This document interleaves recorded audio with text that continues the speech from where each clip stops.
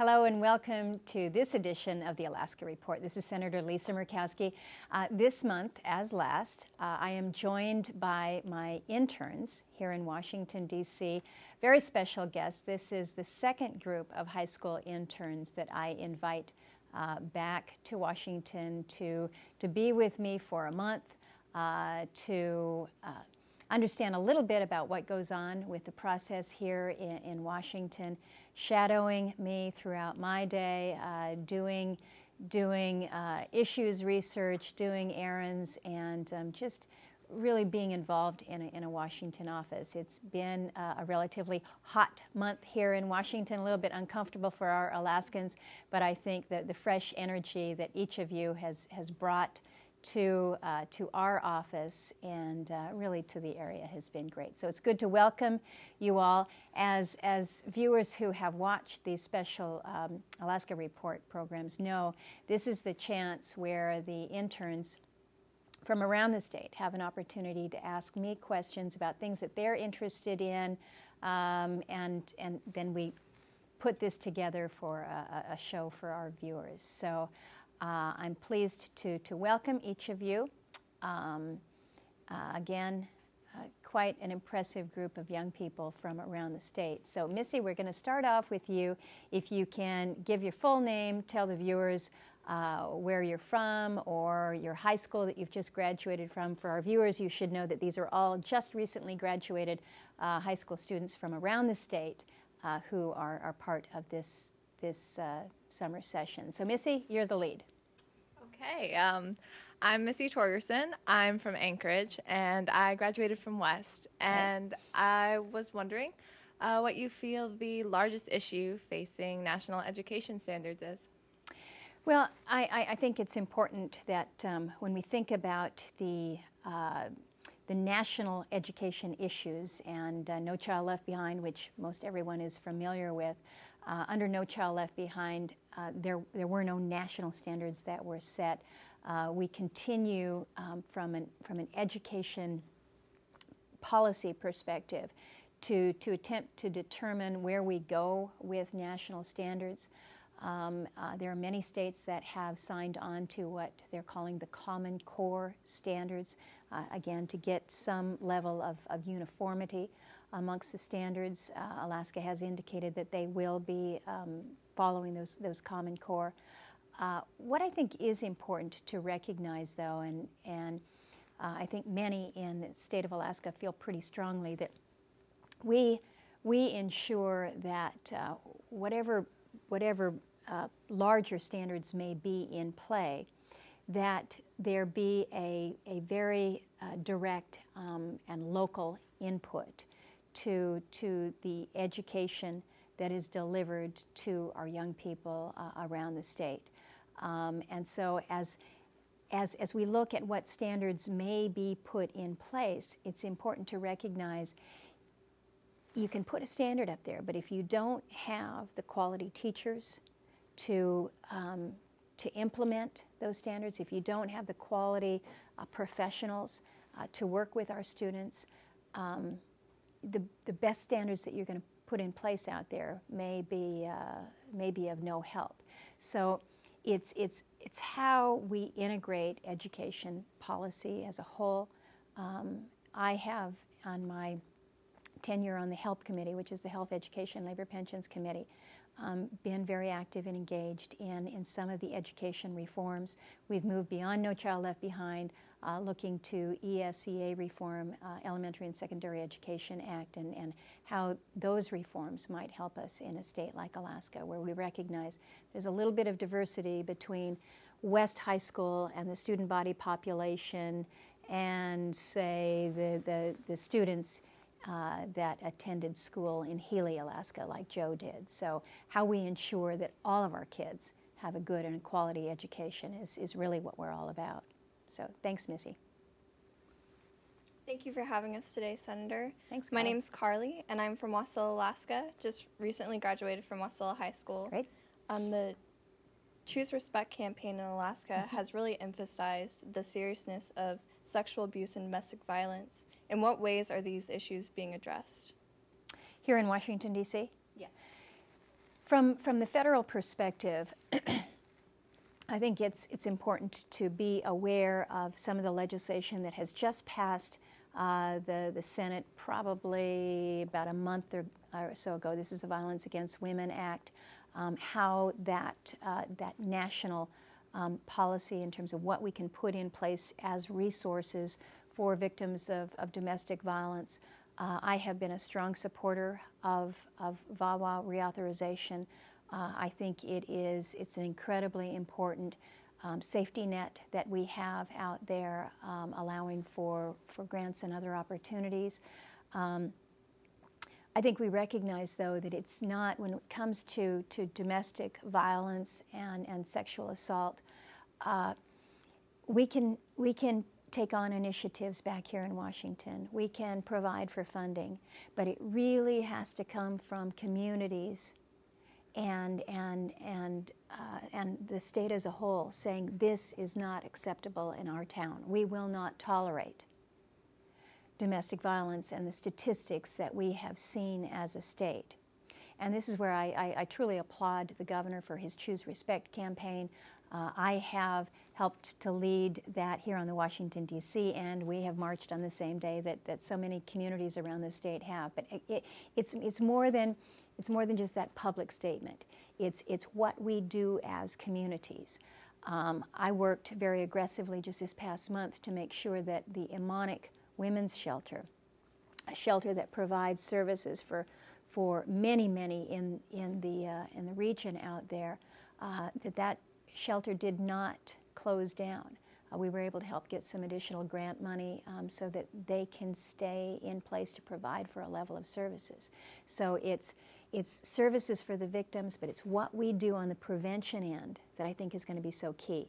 How we raise awareness, how we say, no, this is not acceptable, and how we give assurance to the victims that they need to know that there is support for them when they're in a very fragile, emotionally fragile situation. So it takes all of us working together. It's an issue that's very important in our state. We should never accept the devastating statistics that we have as it relates to domestic violence and sexual assault, and also child sexual assault. So we're working on it, but it takes everybody. Thanks, Carly. Hi, I'm Janessa from Ketchikan, and I just graduated from Ketchikan High School. As one of the 17 female senators, what do you hope to inspire in young women across the country? Well, Janessa, when I was born in Ketchikan, can't say that I was raised in Ketchikan, but I go back to a small town like Ketchikan. I talk to young women there, and they want to know what is it that I need to do to be more involved, be in a position where I can make some things happen. I think so much of what we're talking about is being a role model for others. As a young woman coming out of a smaller Alaskan community, I think it's good, it's important for you to see that you can be born in a place like Ketchikan, Alaska, and end up in Washington, D.C., representing your state. So I serve with 16 other women here in the Senate. I think each of us feels that, 17 is better than we have been historically. We are 17% of the Senate right now. That's not an accurate representation of the makeup in this country. Last I checked, it was pretty close, 50-50 when it comes to male-females, maybe a little bit more on the female side, but that's not represented here in the Senate, not represented in the House. We can do better, but I think young women need to be encouraged to seek leadership positions, to not be afraid to take that risk, and I think that's what the 17 women of the Senate help to encourage. And I take every opportunity that I can get to do that, not only with young women, but just young people in particular. I think we need more young people in Congress. I think we need more minorities. I want to see more women. I want to see our representative government look more like the people that we represent. Thanks, Janessa. Hello, I'm Catherine Tamara from Anchorage, and I went to West Anchorage High School. My question for you, Senator, is due to a limited global supply of petroleum, how do you feel about the development of alternative energy sources like hydropower in Alaska? Well, I am all over the all of the above energy policy. As you know, I'm the ranking member on the Energy Committee. I know that several of you have had an opportunity to spend a little bit of time with the Energy Committee and get to know some of the issues that we're working on, not only for the state of Alaska as an energy producing state, but really an energy policy for the country. As much as we focus in Alaska on our fossil fuels, whether it's oil or natural gas potential, our coal resources, I think we also recognize that we have just about everything else when it comes to the renewables as well. And what we're doing to develop them, I think, is important to the future of our state. We're sitting at about 25% renewable energy when you count hydropower.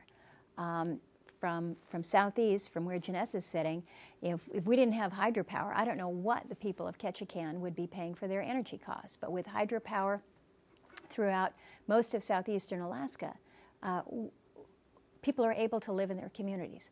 So I look at renewable energy sources and say this is huge for us as a state. And it's not only hydro. We have wind sources that are clearly available. As we fly into Anchorage, when you go back home, you're going to see wind turbines that are being erected on Fire Island. They're just off Ted Stevens International Airport. You go up along the coastline in southwest Alaska. So many of our small villages are finding that they can offset the high cost of diesel because of wind generation. And it's not just wind, and it's not just hydro. Think about ocean energy as a potential for us as a state. We've got more miles of coastline than any other state in the country. We've got more miles of coastline than all the rest of the United States combined. What incredible potential when we harness the tides, the power of the ocean, the currents in the rivers. So there's enormous potential there. Sometimes people laugh at us when we suggest that solar is an option for us, but it absolutely is. There is no reason that we can't capture some of our midnight sun that we enjoy in our state. So how we build it out is our big challenge. We're not tied into an energy grid like you are in the lower 48. I look at some of our potential within the state when it comes to renewable and think these can be our mini grids. We see that with hydro and our transmission capacity that is linking many of our small island communities.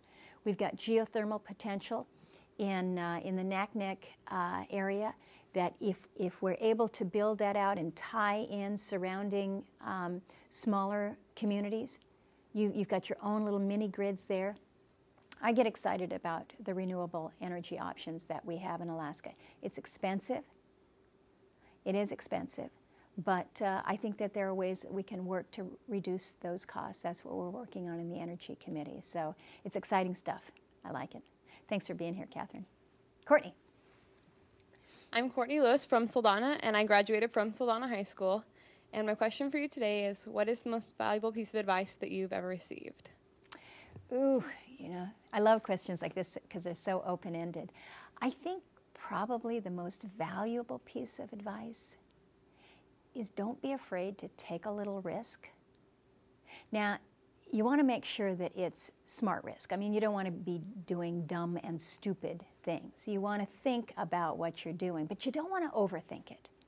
I think oftentimes we just get too comfortable in our situation and say, well, I don't need to move on to this next job because I've got to, I'm good where I am, or I'm going to stay in this particular community in town because I know my friends and I'm comfortable here. The more we push ourselves, the more we challenge ourselves, the more we stretch our mind, I think the better we are as an individual, the more we're able to give to others. But it takes a little bit of risk. I've got a I've got a little card on my refrigerator, held up by my refrigerator magnets, that says, "Life begins beyond the end of your comfort zone." And you know, you think about just pushing yourself to do just a little bit more. That's a good thing for all of us to do, and particularly for you as young people. You've got the whole world ahead of you. So when you're thinking about your college options or your career options, push yourself to do just a little bit more. Take on something that you might think is just a little bit scary or uncomfortable, and see how you do. Stretch a little bit. Thank you. So that's my free, well, it is solicited, but my free advice to you. So thanks, Courtney. All right, Cale, I guess we're going right back up to you. I'm Cale Klingenpeel from Anchorage, and I graduated from South Anchorage High School. And my question for you, Senator, is given the recent opening of the Northwest Passage and other maritime trade routes, what do you think needs to be done to secure Alaska's place in Arctic economic development? Well, first and foremost, I think we as a nation need to be thinking about ourselves as an Arctic nation because of Alaska. We're not doing that to the extent that we should be right now. I'm pushing certainly back here in Washington to make us recognize that as a nation there is much good to be gained from what we can contribute in the Arctic. I'm involved in many of the Arctic policy forums. I'm actually going to be going over to Iceland in September as a member of the Arctic Parliamentarian Group, again, pushing the United States to be more of a participant with the other Arctic nations as we look to develop policies. Used to be going through the Northwest Passage was just kind of a dream of explorers. Now you've got cruise ships moving through, you've got commercial traffic and activity moving through. We need to make sure, again, as a state and as a nation, we're a participant. We're talking about what's going on within search and rescue operations, where we need to be prepared in the event that something might happen there. How we are able to respond, how we deal with the levels of shipping, how we look at the Arctic from a national security perspective. It's, to a certain extent, it's a little bit of a brave new world up there. Let's make sure that we are a participant as a nation. I think it's exciting, and I think it's a great opportunity for Alaskans to focus on Arctic issues. Thanks, Cale. Tavish. Hi, Senator. My name's Tavish Logan. I'm from Anchorage, Alaska, and I recently graduated from South Anchorage High School. If you had 5 minutes with the president to discuss one federal policy that specifically negatively affects Alaskans, which policy would you choose to address, and what would you say?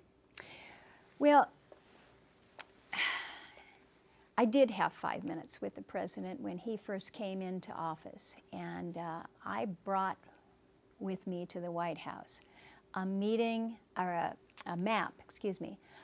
of the state of Alaska with our land disposition. And when you look at the map, it's just kind of a patchwork quilt of colors.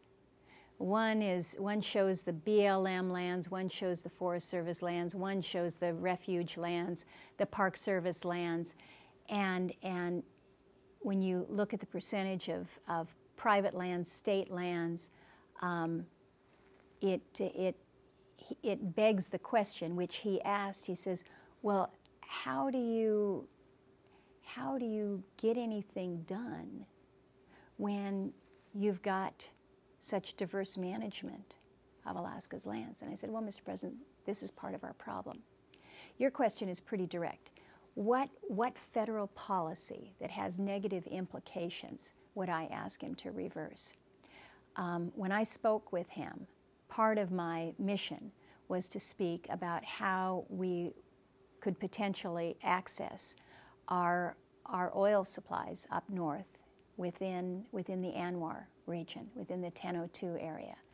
I do believe that this is an opportunity for us as a state.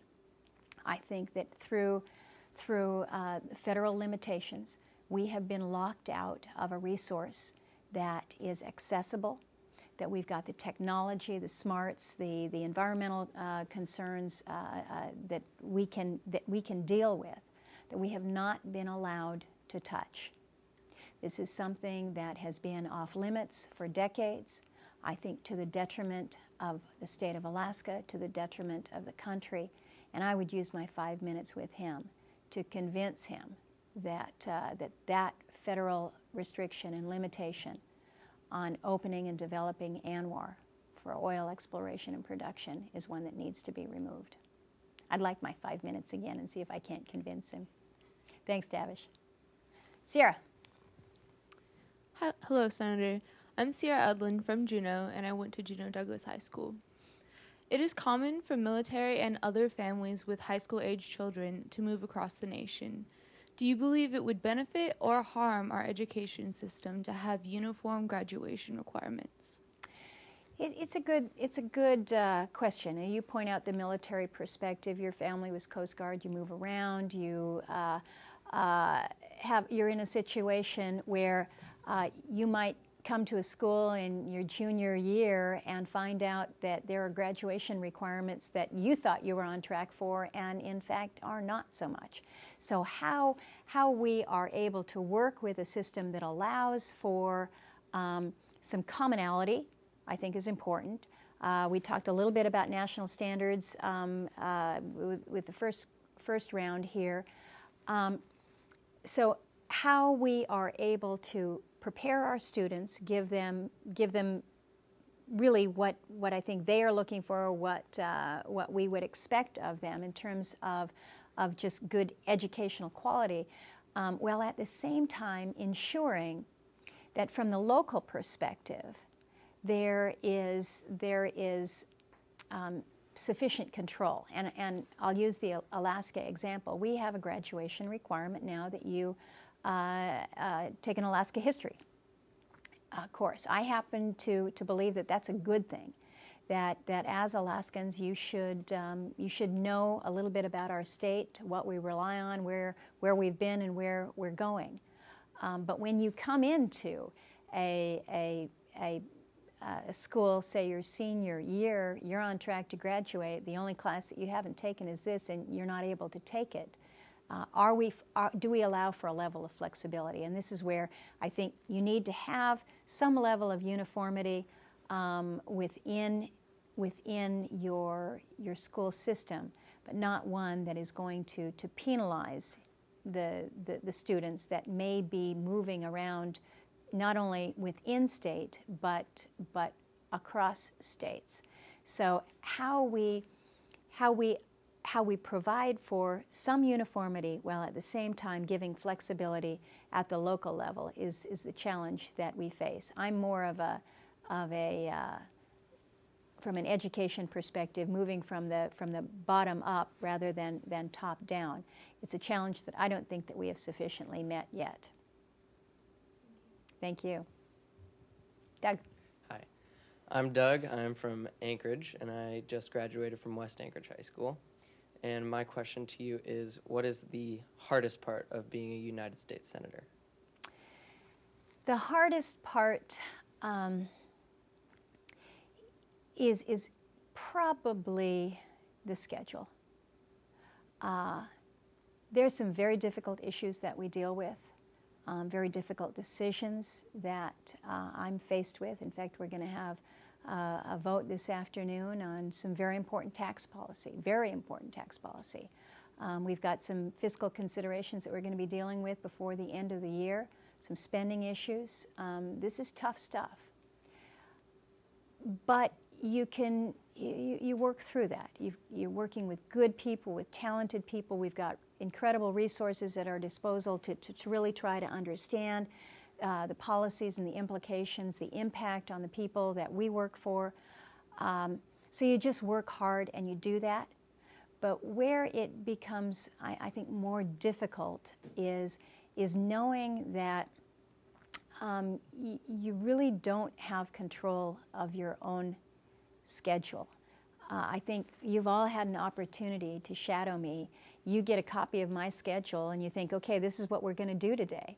And if any one of you has completed the end of the day with me and look back at that schedule and say, oh, well, that didn't exactly work the way that we thought. Things happen.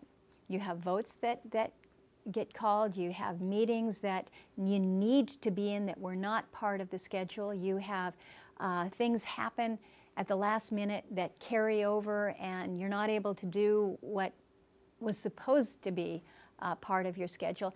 And there are times when you feel like, wait a minute, we don't have enough hours in the day to do all the things that we need to do. And very little control over so much of this. So that's probably the most difficult part of that, is knowing that on any given day, 365 days out of the year, because believe you me, it's a 365 day a year job. There's no days off.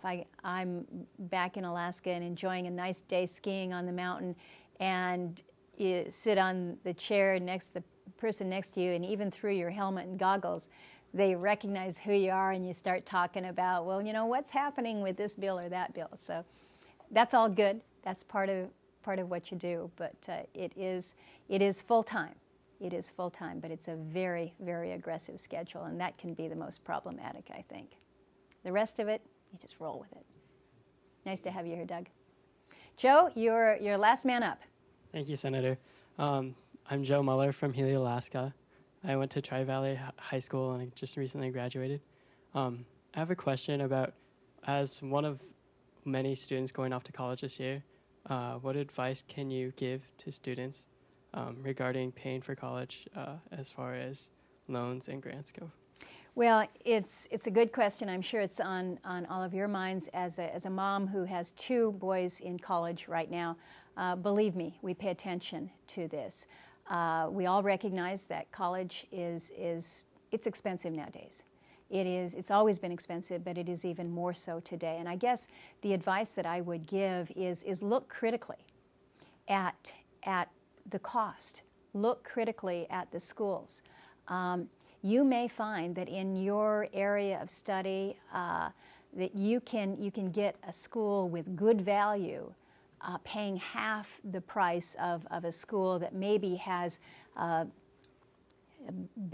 is more well known. I hesitate to say better reputation, but a school that is more of a name school, as opposed to one that is perhaps lesser known, but you still can get a good quality education. So look critically at what the schools have to offer, and recognize that when you take out a loan, that is something that you are obligated to pay on the other end. So don't take out more than you need. I think sometimes there's a temptation to do that. Well, they offered me the money, and so I just took it. Well, it's critically important to know and understand what it is that you're taking. Part of recent legislation that has been passed is really a greater transparency in terms of cost to the students, and taking out a loan, what you will be expected to repay. It's important that you know and you understand that as well. I would encourage you, if you haven't already done so, or for viewers who are curious, we have on our website information about college and loan processes, or loan applications and processes that you can take advantage of. So go to the website and take a look at it. We're trying to help with an awareness as to not necessarily where you might want to go to school, but what is available in terms of grants, Pell Grants, the student loans through the state of Alaska, but also an awareness in terms of what it's going to mean to you on the other end. So my advice, again, free advice that it is be very, very, very conscientious about what it is that you borrow, because I think our students are looking at this and realizing it was far beyond what they had expected. So, good question. Thank you. Well, I thank you all. Good questions, a wide range, but I think it represents a lot of what you've been thinking and learning and discussing while you've been back here, so we appreciate it. And to those of you that have joined us on the show, I want to thank you. Appreciate you watching. I think you can see from this group of young people, we're growing wonderful, smart, ambitious, energetic young people out of the state of Alaska. I'm very proud of all of them. I thank you for joining us on the show. Look forward to our next opportunity on the Alaska Report.